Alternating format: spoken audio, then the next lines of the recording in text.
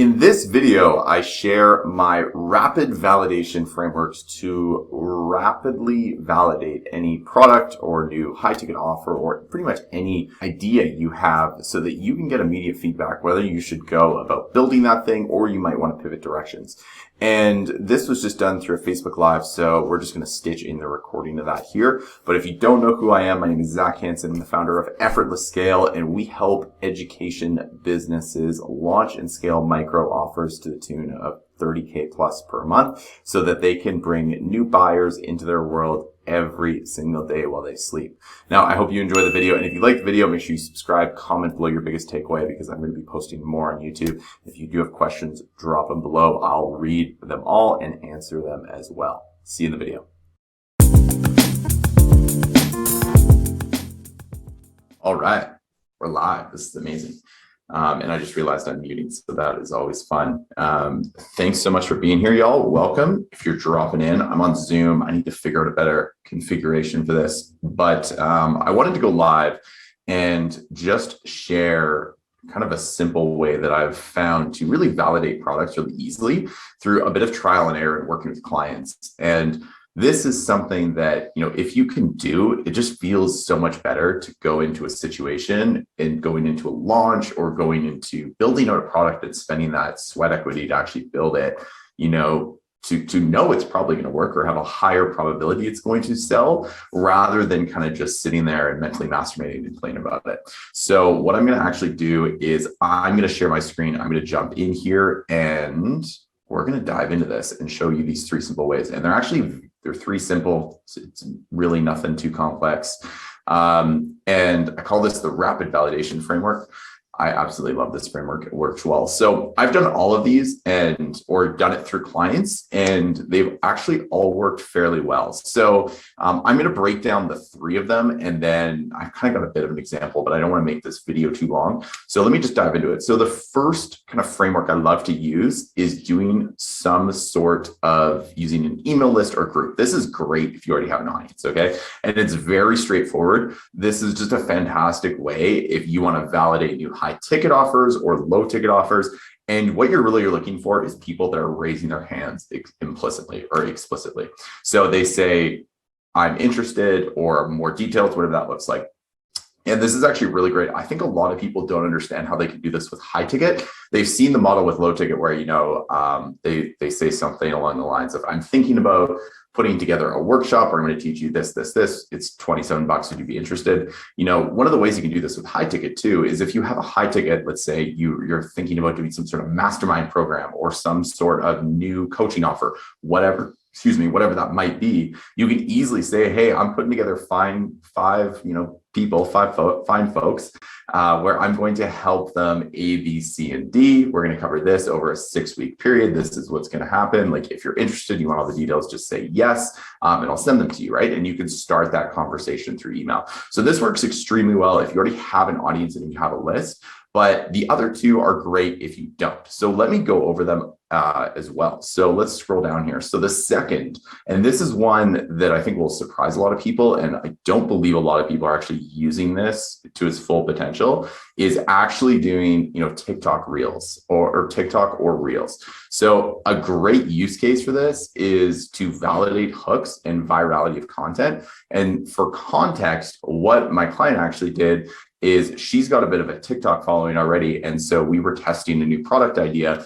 And so she just put a hookup of, say, want to learn how to do XYZ, like here's how. And it was one of her most viral TikTok videos. I think it got over 20,000 views on that.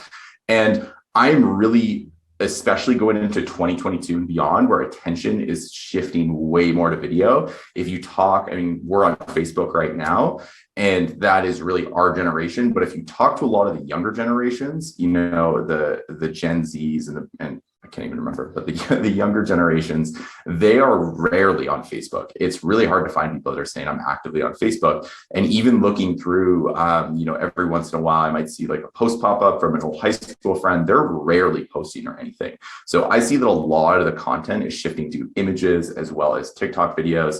And it seems like TikTok is just the place to be right now. So using TikTok, and even if you don't plan on using it to like grow your entire brand, I'm really going to start playing around with this platform more, because it's actually just a fantastic way to test different hooks and see what your audience resonates with. And then what you can do is you can pull those hooks that work really well and pull them into any of your existing content. It works great. The final piece, and I love this, is lead ads. Okay. So I actually just use lead ads to validate and test a different product idea. So what I wanted to do is come up with a new book cover, and I'm putting together like a little guide that I'm going to be using as a lead magnet. And so what I wanted to know is, okay, well, how well will something like this work? And so I actually just got I got my designer to create 4 different book covers, and then we spent lead ads to test each of them. And if you're not familiar with that, that is just a simple lead form. So let me show you an example of what this would look like. I'm going to pop over out of this and pop over to my ads manager here. And so I shut this off now, but what I've actually did is I had all of these book covers testing different angles, and they all have a different book cover. They all have a different headline, but it's the same body copy and it's the exact same audience. And all it was is when someone pops up, when someone clicks on the ad, it just pops up a little Facebook form, which takes you literally 5 minutes to create. And you can get a pretty good idea by collecting name and emails. So for the best one here, I shut this one off a little bit early because the cost per click was so damn high and the lead cost was high. But on the winner here, we are getting $2.73 leads, which is, I'm like, hey, this is a really good sign that this one is going to outperform the other 3. And now what I can do is focus my intention more on this kind of messaging and positioning. Now, to be clear, this isn't a buyer. This isn't someone that is going to just necessarily like pull out a credit card and say, hey, I'm going to buy this thing, but it's still a good indication to test different hooks and angles.